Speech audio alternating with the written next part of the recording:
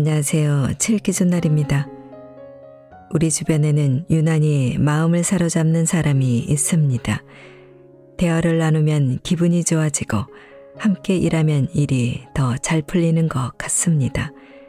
그들의 말은 특별히 화려하지 않고 논리적으로 완벽하지도 않지만 말 한마디는 따뜻하게 다가오고 함께 이야기하고 싶은 기분이 듭니다.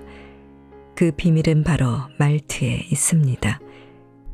오늘 소개할 책은 마음을 끌어당기는 다정한 말투, 호감 가는 사람은 말투가 다르다입니다. 이 책은 사람의 마음을 사로잡는 말투의 비결을 통해 어떻게 하면 우리의 의사소통이 더 따뜻하고 매력적으로 변할 수 있는지를 다루고 있습니다. 저자는 다양한 사례와 연구 결과를 통해 사람의 말투가 관계 형성에 미치는 영향을 설명하고 말투가 관계를 건강하게 유지하는 데 필수적인 도구임을 강조합니다. 특히 이 책은 가족 간의 일상적인 대화에서부터 직장 내 의사소통까지 다양한 상황에서 유용한 팁과 기술을 알려주고 있는데요. 저자는 친근하고 다정한 말투가 사람들 간의 신뢰를 쌓고 긍정적인 분위기를 만들어낼 수 있음을 강조하며 작은 말투의 변화가 삶을 크게 바꿀 수 있을 것이라고 말합니다. 자, 그럼 지금부터 잠시 책 속으로 들어가 보겠습니다. 오늘도 책 읽기 좋은 날과 함께 좋은 시간 보내세요. 구독, 좋아요, 사랑합니다.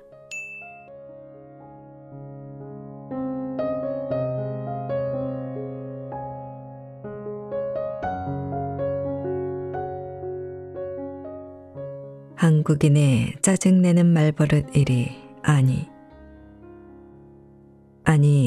내 말 좀 들어봐. 우리는 대화를 시작하며 무심코 이런 말을 내뱉곤 합니다. 듣는 사람은 짜증이 묻어난 말투에 마음이 상하지만 정작 말한 사람은 문제를 알아채지 못할 때가 많습니다. 특히 아니 같은 단어는 대화의 전체 톤을 짜증 섞인 느낌으로 바꿔 상대방의 방어 기제를 자극하기도 합니다. 한 기업의 대표가 고객사와 단가를 협상했습니다. 그는 이미 최저 마진으로 단가를 제시했지만 상대 기업의 간부는 더 낮은 단가를 요구했습니다. 순간 짜증을 참지 못한 대표는 이렇게 말했습니다. 아니, 이게 말이 되는 조건입니까? 결과는 어땠을까요? 상대 기업의 간부는 협력사를 결정할 권한을 가진 중요한 인물이었습니다. 그는 대표의 짜증 섞인 말투를 듣자마자 방어적인 태도를 보였고 결국 협상은 결렬되었습니다. 그 후 대표는 더 불리한 조건으로 협상 테이블에 다시 앉아야 했습니다. 짜증 섞인 말투는 감정 표현만으로 끝나지 않습니다. 의도하지 않았더라도 상대방에게 부정적인 인상을 주고 갈등을 일으키며 관계를 악화시킬 수 있습니다. 그렇다면 왜 우리는 쉽게 짜증을 내고 왜 이런 말투가 대화에서 문제가 되는 걸까요? 실패가 짜증을 부르고 짜증이 실패를 부른다. 심리학에서는 이를 좌절 공격 가설로 설명합니다. 원하는 목표에 도달하지 못했을 때 좌절감이 생기고 이 좌절감을 짜증이나 공격성으로 나타난다는 것입니다.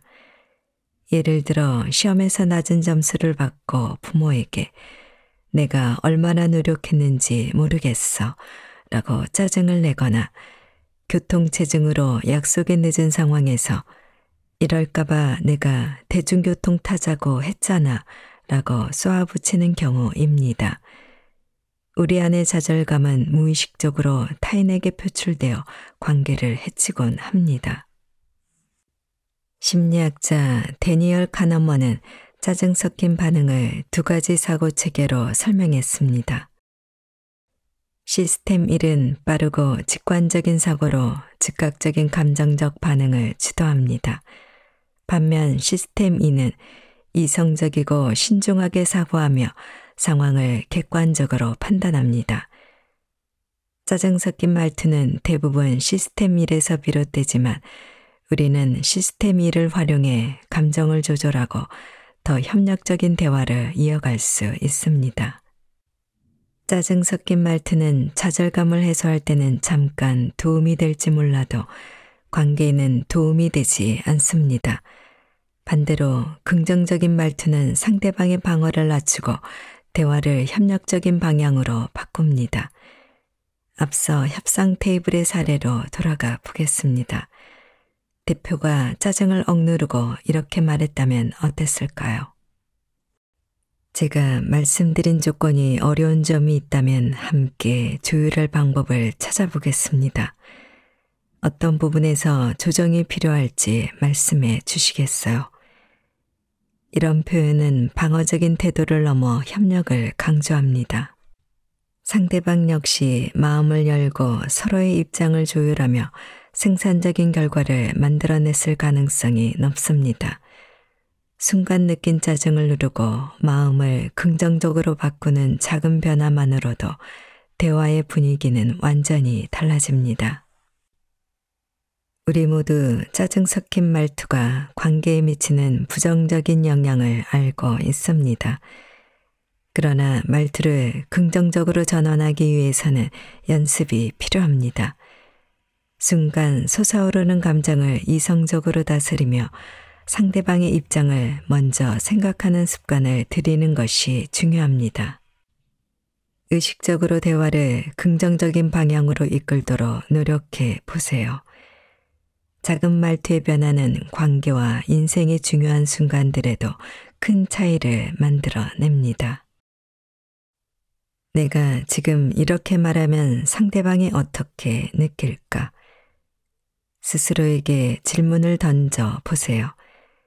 이 간단한 습관만으로도 대화의 결과는 놀라울 정도로 달라질 것입니다. 만나면 기분 좋은 편안한 말투. 7초 안에 결정되는 첫인상의 비밀. 사람들은 7초에서 30초 사이에 첫인상을 형성한다고 합니다. 이 짧은 시간 동안 우리는 서로의 말투, 표정, 억양 등을 통해 인상을 주고받습니다. 심리학자 솔로몬 애쉬는 이를 초두 효과라고 명명했습니다.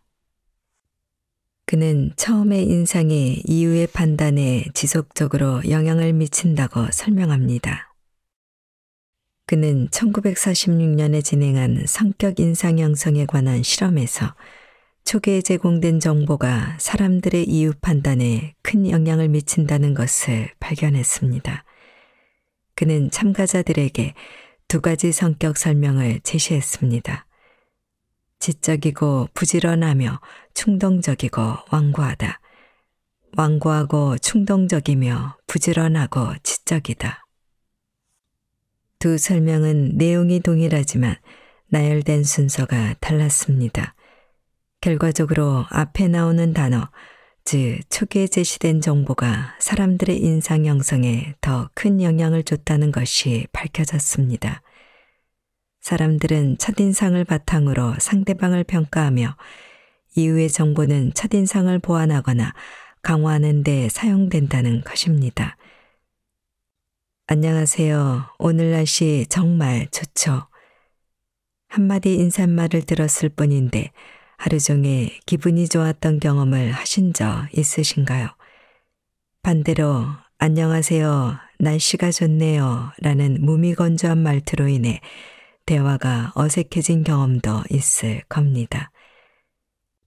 같은 내용이라도 어떤 말투로 전달하느냐에 따라 상대방이 받는 인상은 크게 달라집니다.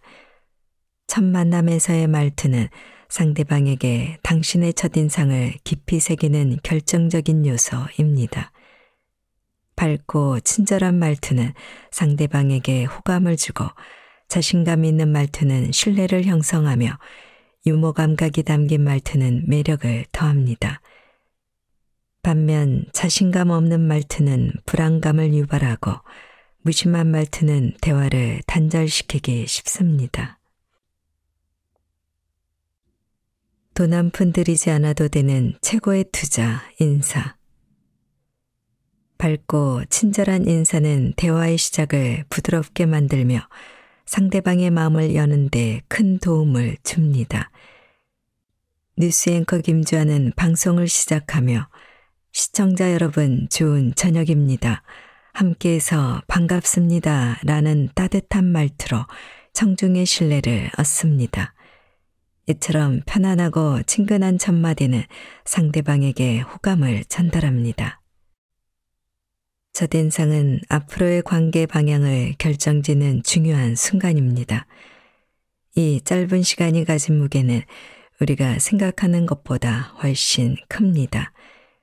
따뜻한 말투와 친근한 인사는 상대방의 마음을 열고 긍정적인 관계의 첫 단추를 끼우는 역할을 합니다. 하지만 인사가 항상 쉬운 것만은 아닙니다. 때로는 긴장하거나 어색한 상황에서 말투가 딱딱해지거나 무심해질 수 있습니다. 이럴 때는 자신감을 갖고 천천히 진심을 담아 인사를 건네 보세요. 안녕하세요. 좋은 아침입니다. 이런 말로 대화의 물꼬를 더 보세요. 여기에 따뜻한 미소를 더한다면 효과는 배가 됩니다. 인사는 상대방과 나 사이에 다리를 놓는 과정입니다. 어떻게 지내세요? 오랜만이에요. 반갑습니다. 처럼 상대방의 상황에 맞는 인사를 고민해 보는 것도 좋은 방법입니다. 중요한 것은 진심 어린 태도입니다. 상대방이 느끼는 것은 당신이 어떤 말을 했는지보다도 말을 어떤 태도로 전달했느냐입니다. 인사를 통해 만들어진 긍정적인 첫인상은 이후의 대화를 더 자연스럽게 만들고 더 깊은 관계로 이어지게 합니다. 인사를 잘하는 것은 예의 바른 사람으로 기억되고 신뢰와 호감을 쌓는 최고의 투자임을 잊지 마세요. 감사할 때는 진심, 구체성, 타이밍을 생각해라. 내가 도와줘서 정말 고마웠어. 진심 어린 말투와 따뜻한 표정으로 하는 감사 인사는 상대방의 마음을 깊이 울리고 긍정적인 감정을 남깁니다. 반대로 형식적이고 무심한 말투로 전해진 감사는 그저 지나가며 하는 말로 치부될 수 있습니다. 예의 바른 표현의 감사는 관계를 깊고 건강하게 만들어 줍니다. 심리학적으로도 감사는 행복과 긍정적인 감정의 핵심 요소로 꼽힙니다. 긍정심리학의 창시자인 마틴 셀리그만은 감사가 사람들에게 긍정적인 사고방식을 심어주며 건강한 정신과 만족스러운 인간관계를 형성하는 데 도움을 준다고 설명합니다. 그는 감사가 스트레스를 줄이고 긍정적인 감정을 강화하며 심지어 면역력을 높이는 데도 영향을 미친다고 밝혔습니다. 심리학자 노버트 에먼스는 감사 표현이 일상생활에 미치는 영향을 연구하며 감사가 우리 삶에 가져다 주는 긍정적인 변화를 과학적으로 증명했습니다. 그의 연구에서 참가자들은 세 그룹으로 나뉘어 각기 다른 내용의 일기를 작성했습니다. 첫 번째 그룹은 매일 자신이 감사하게 느낀 5가지를 기록했으며 두 번째 그룹은 일상에서 짜증나거나 불평할 만한 일 5가지를 적었습니다. 세 번째 그룹은 특별한 지시 없이 사건이나 상황을 단순히 기록하는 방식으로 참여했습니다. 10주 후 감사한 일을 기록한 첫 번째 그룹은 다른 두 그룹에 비해 놀라운 변화를 경험했습니다. 이들은 더 높은 행복감과 낙관적인 태도를 보였으며 삶에 대한 전반적인 만족도가 크게 증가했습니다.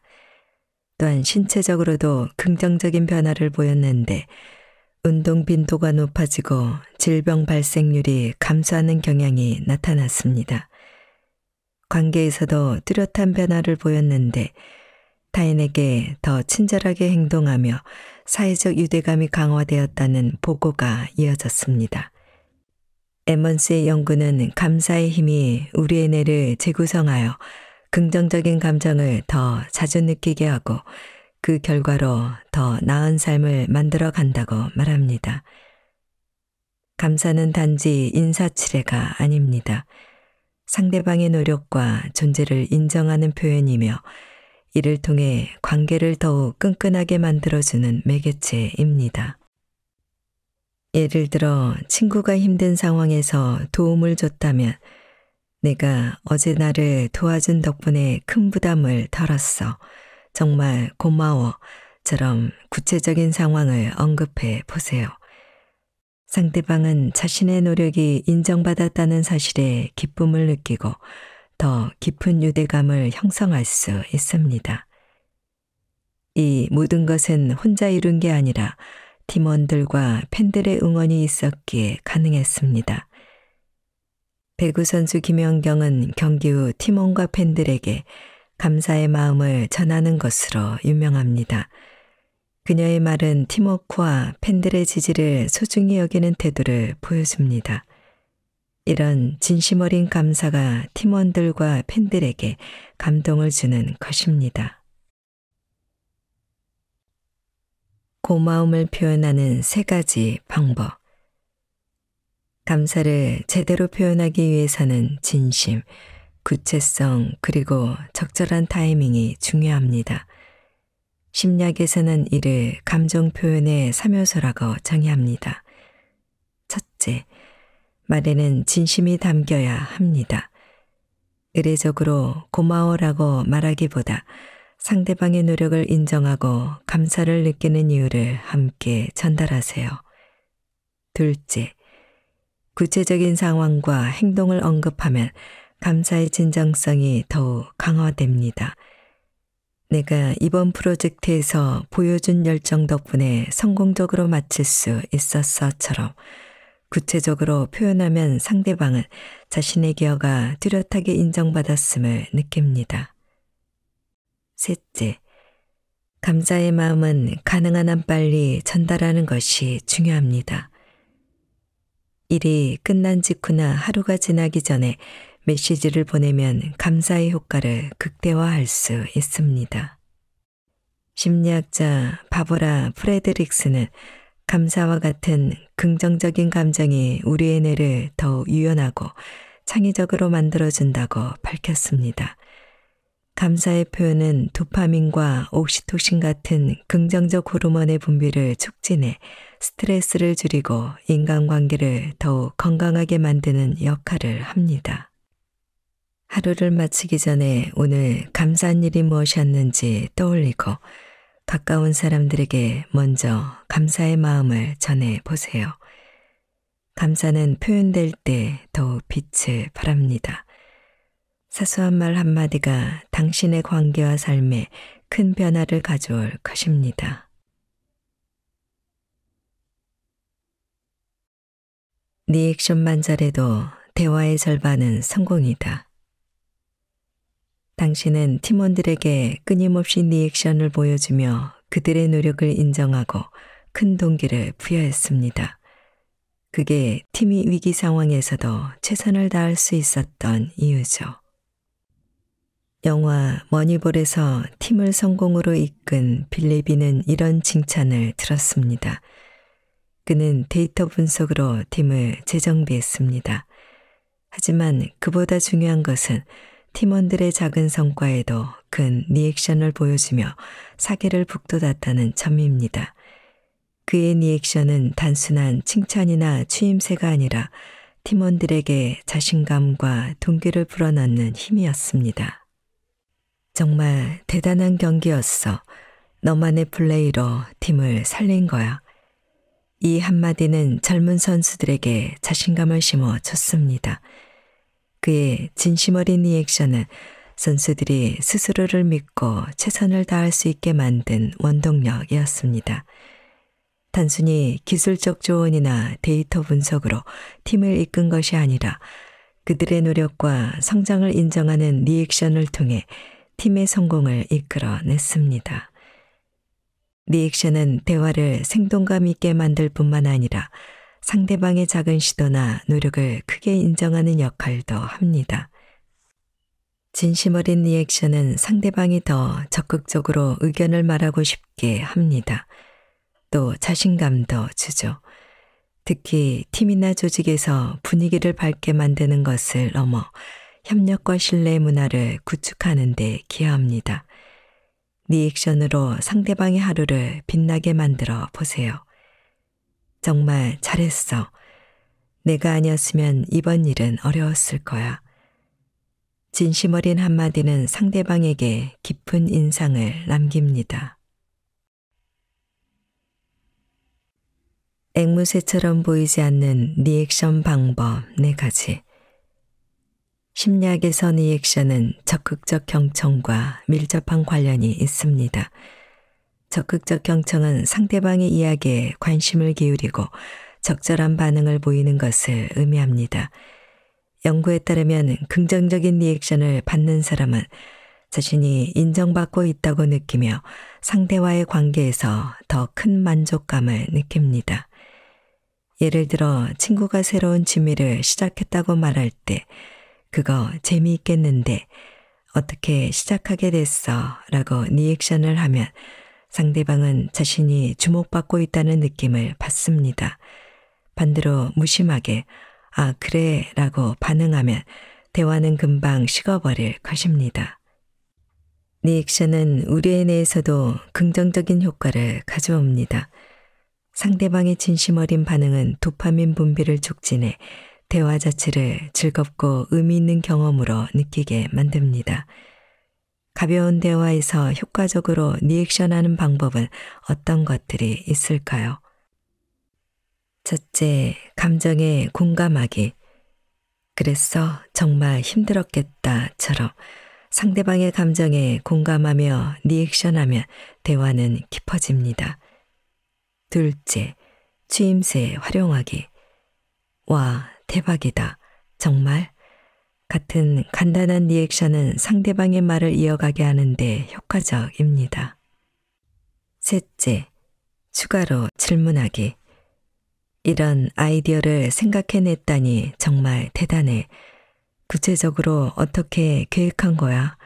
처럼 상대방을 칭찬하며 추가 질문을 던지면 대화가 활발해집니다. 넷째, 상대방의 말에 감탄하기. 그걸 내가 직접 했다고? 정말 대단한데? 처럼 감탄의 리액션은 상대방에게 자신감을 심어줍니다. 호감 가는 사람들은 대화를 단순히 정보교환의 장으로 보지 않습니다. 그들은 대화를 통해 상대방의 감정을 이해하고 이를 적극적으로 표현하는 리액션으로 관계를 더욱 견고하게 만듭니다. 오늘부터 진심 어린 리액션으로 대화에 따뜻함을 더해 보세요. 당신의 작은 반응 하나가 상대방의 마음을 움직이고 깊고 의미 있는 관계로 이어질 것입니다. 리액션이 곧 당신의 대화와 관계를 빛나게 만드는 열쇠가 될 것입니다. 마음을 끌어당기는 다정한 말투. 존댓말은 품격 있게, 반말은 배려 있게. 이거 해. 이거 도와줄래요? 같은 내용이라도 말투에 따라 전달되는 분위기와 감정은 크게 달라집니다. 말투는 단순히 정보를 전달하는 수단이 아니라 상대방과의 관계를 비추는 거울입니다. 특히 한국어에서 존댓말과 반말의 선택은 상대방에게 우리의 태도를 표현하는 중요한 역할을 합니다. 잘 사용된 존댓말은 예의와 배려를, 적절한 반말은 친근함을 전달할 수도 있지만 때로는 오해와 갈등을 초래할 수도 있습니다. 존댓말은 상대방을 존중하고 배려하는 마음을 담는 기본적인 말입니다. 직장에서 상사에게 회의 준비는 다 되셨나요? 라고 물으면 공손함이 느껴지는 반면 회의 준비했어요 라고 말하면 어색하거나 무리하게 들릴 수 있습니다. 심리학적 관점에서 존댓말은 사람들에게 신뢰를 심어주고 긍정적인 인상을 남기는 데 효과적입니다. 스탠퍼드 대학교의 연구에 따르면 공손한 언어는 상대방의 협력 의지를 높이고 갈등을 줄이는 데 중요한 역할을 합니다. 존댓말을 사용할 때는 격식을 차리면서 진심과 따뜻함을 담아야 효과를 극대화할 수 있습니다. 예를 들어 이 일을 오늘까지 해주세요 대신 이 일을 오늘까지 처리해 주시면 감사하겠습니다 라고 표현하면 요청이 아닌 협력의 메시지로 전달됩니다. 이런 차이는 대화의 결과뿐 아니라 관계의 질에도 영향을 미칩니다. 친밀감과 무례함은 순식간에 바뀔 수 있다. 반말은 친밀감을 표현하지만 상황에 따라 조심스럽게 사용해야 합니다. 친구 사이에는 편안함을, 가까운 동료와는 협력의 분위기를 만들 때도 있지만 상대방의 동의 없이 사용하면 불쾌감을 줄 수 있습니다. 반말을 적절히 사용하기 위해선 공감과 배려가 중요합니다. 심리학자 마샬 로젠버그가 제시한 비폭력 대화는 공감과 존중이 담긴 언어가 갈등을 줄이고 신뢰를 강화한다고 설명합니다. 연구에 따르면 존댓말은 사람들에게 긍정적인 감정을 불러일으키고 반말은 친밀한 분위기를 조성하지만 이 모든 것은 진정성과 태도에 달려 있습니다. 또한 한국어 특유의 존댓말과 반말 구조는 사회적 관계를 반영합니다. 적절한 존댓말은 상호 존중을 표현하고 반말은 관계를 더욱 친밀하게 만듭니다. 이를 적절히 활용하면 인간관계를 더 깊고 풍부하게 만들 수 있습니다. 예를 들어 MC 강호동은 예능에서 반말을 주로 사용하지만 상대방의 기여를 칭찬하고 배려를 잊지 않는 태도로 긍정적인 이미지를 구축합니다. 일상에서도 간단한 변화로 말투를 개선할 수 있습니다. 이거 좀 해. 대신 이거 도와줄래? 라고 말하면 더 부드럽게 들립니다. 존댓말과 반말은 단순한 말투 선택이 아니라 상대방과의 관계를 결정짓는 중요한 도구입니다. 존댓말은 품격과 배려를, 반말은 친밀함과 편안함을 나타낼 수 있습니다. 상황에 맞게 적절히 사용한다면 대화는 더 따뜻하고 의미 있는 경험으로 변할 것입니다.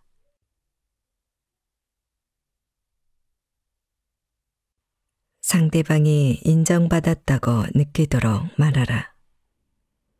너의 연기는 정말 대단했어. 그 장면은 너 없이는 완성되지 않았을 거야.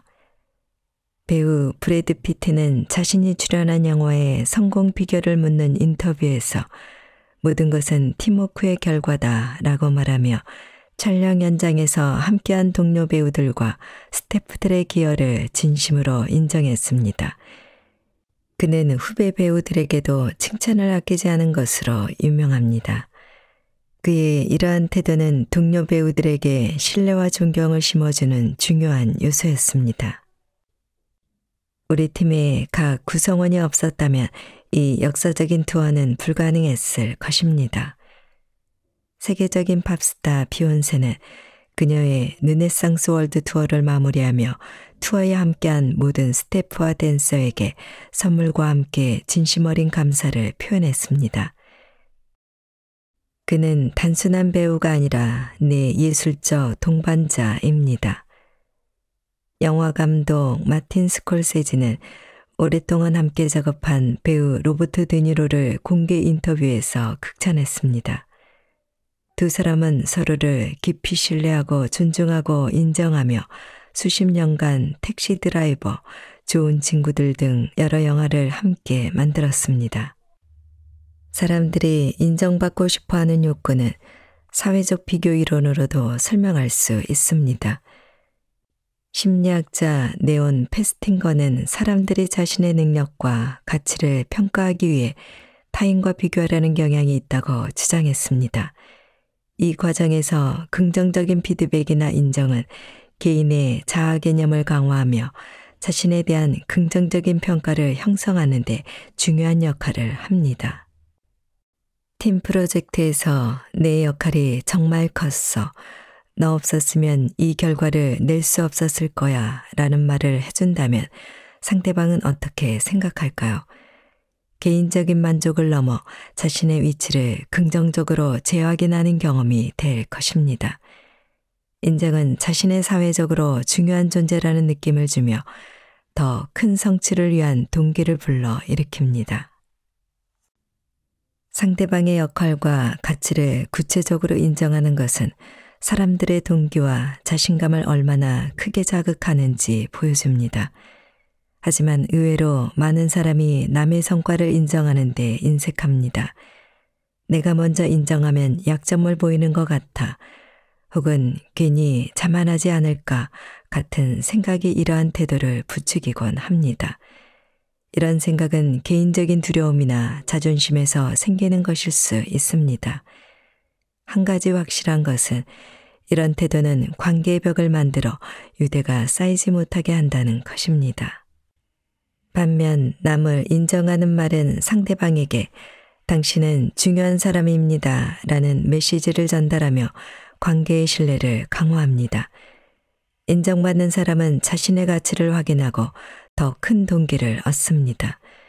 그리고 이를 통해 긍정적인 상호작용이 더욱 많아지는 선순환이 일어납니다. 인정받기 위해 인정하는 4가지 방법. 남을 인정하는 말투는 관계를 개선하고 신뢰를 쌓는 강력한 도구입니다. 심리학자 존 카트만의 연구에 따르면 긍정적인 상호작용이 부정적인 상호작용보다 5배 이상 많을 때 관계가 더 안정적이고 행복하다고 합니다. 이는 단순히 좋은 말을 많이 해야 한다는 것이 아니라 상대방의 기여와 장점을 인정하고 구체적으로 언급하는 말이 얼마나 중요한지를 시사합니다. 인정하는 말투에는 어떤 것들이 있을까요? 첫째, 구체적으로 인정하기. 단순히 잘했어라고 말하기보다는 이번 발표에서 당신의 요약 능력이 정말 돋보였어. 청중의 내용을 잘 이해할 수 있었던 건 너 덕분이야. 처럼 구체적으로 칭찬하세요. 칭찬은 상대방이 자신의 노력을 더욱 가치 있게 여길 수 있도록 돕습니다. 둘째, 사소한 노력도 인정하기. 이 정도는 누구나 할 수 있는 일인데 라는 생각은 관계에 전혀 도움이 되지 않습니다. 대신 상대방의 작은 기여도 칭찬하세요. 오늘 청소해줘서 고마워. 덕분에 집이 훨씬 깨끗해졌어. 처럼 말해보세요. 사소한 인정은 상대방의 하루를 특별하게 만듭니다. 그리고 이는 언제든 당신에게 돌아올 것입니다. 셋째, 공적인 자리에서 인정하기. 공식적인 자리에서 상대방의 기여를 인정하면 상대방뿐 아니라 주변 사람들에게도 신뢰를 심어줄 수 있습니다. 이번 성과는 모두가 한 팀으로 이뤄낸 결과입니다. 특히 당신의 분석 능력이 큰 역할을 했어요. 라고 말해보세요. 부탁드립니다를 붙이면 거절할 일도 들어준다. 이 정책은 우리 모두의 삶을 개선하기 위한 것입니다. 함께 노력해 주시길 부탁드립니다. 1930년대 대공황 시기 미국 경제는 심각한 침체에 빠졌습니다. 당시 대통령이었던 루스벨트는 경제 회복을 위해 뉴딜 정책을 추진하고자 했습니다. 그러나 의회와 국민의 지지를 얻는 데 어려움을 겪었습니다. 루스벨트는 강압적인 태도 대신 라디오 연설인 노변담화를 통해 국민들에게 직접 다가갔습니다. 그는 친근하고 공손한 말투로 정책의 필요성과 목표를 설명하며 국민들의 이해와 지지를 요청했습니다. 이런 접근은 국민들의 신뢰를 얻는 데 큰 도움이 되었고 의회도 점차 그의 정책을 지지하게 되었습니다. 결국 뉴딜 정책은 성공적으로 시행되어 미국 경제 회복에 중요한 역할을 했습니다. 이 사례는 공손하고 진심 어린 요청이 대중의 지지와 협력을 이끌어내는데 얼마나 효과적인지를 보여줍니다. 결국 내용만큼 중요한 건 태도다. 우리가 부탁과 요청을 어려워하는 이유는 다양합니다. 많은 사람은 요청이 상대방에게 부담될까봐 걱정하거나 거절당할 때 느끼는 서운함과 어색함이 두려워 말을 꺼내지 못합니다. 또한 부탁하면 약해 보인다는 인식도 요청을 주저하게 만드는 이유 중 하나입니다. 심리학자 애덤 칼린스키의 연구에 따르면 사람들은 요청을 받을 때 우리의 막연한 생각과 반대로 훨씬 긍정적으로 반응하곤 합니다. 하지만 요청자가 이 점을 과소평가하기 때문에 불필요한 부담을 느끼고 요청 자체를 포기하는 경우가 많습니다. 중요한 것은 요청의 태도, 즉 말투입니다. 성공적인 요청은 몇 가지 핵심 요소를 포함합니다. 부탁드립니다로 끝내는 대신 상대방의 입장을 배려하는 말투로 접근해야 하죠. 요청하는 말투에는 다양한 방법이 있습니다. 이 프로젝트 좀 도와주세요는 이 부분에서 2시간 정도만 도와주시면 정말 큰 도움이 될 것 같아요.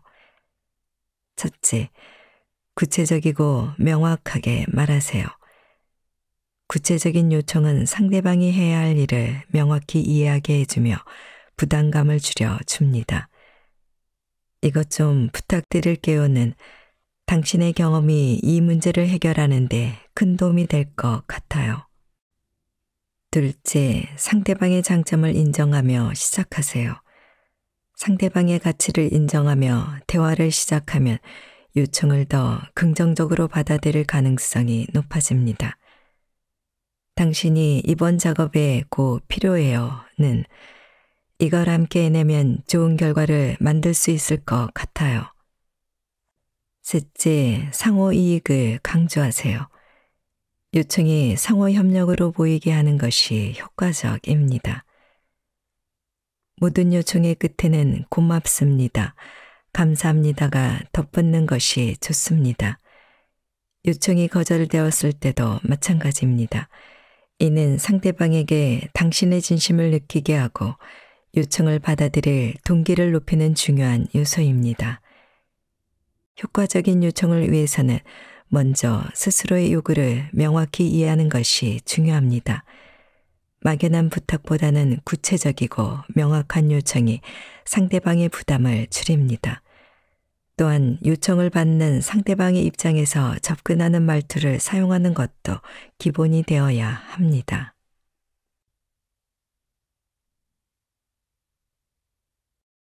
인생이 여유로워지는 말 해볼 만큼 해보자. 이번엔 꼭 완벽해야 해. 실패는 절대 안 돼. 그렇게 생각하면 더 부담스러울 걸. 그냥 해볼 만큼 해본다고 생각해.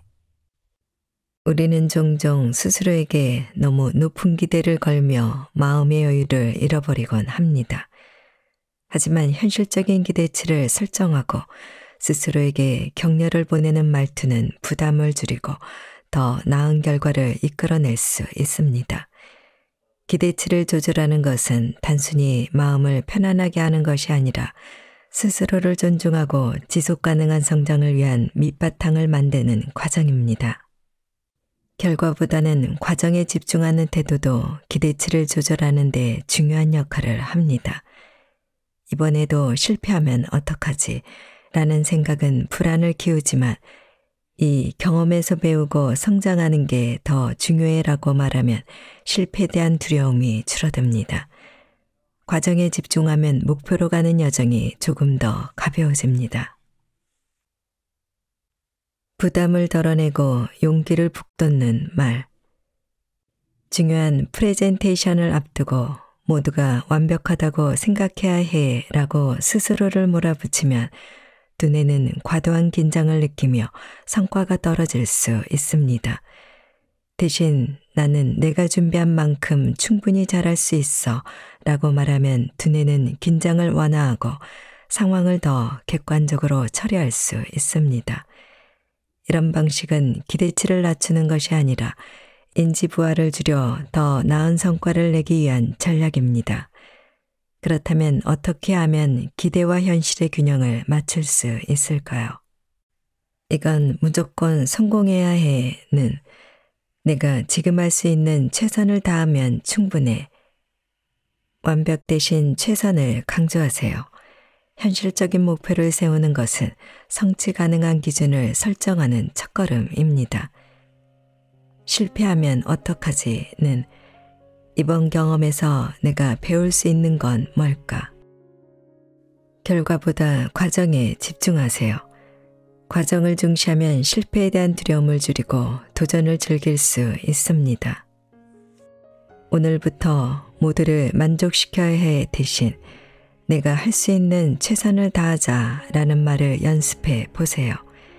이는 당신을 무겁게 했던 짐을 덜어내고 더 나은 결과를 만들어줄 것입니다.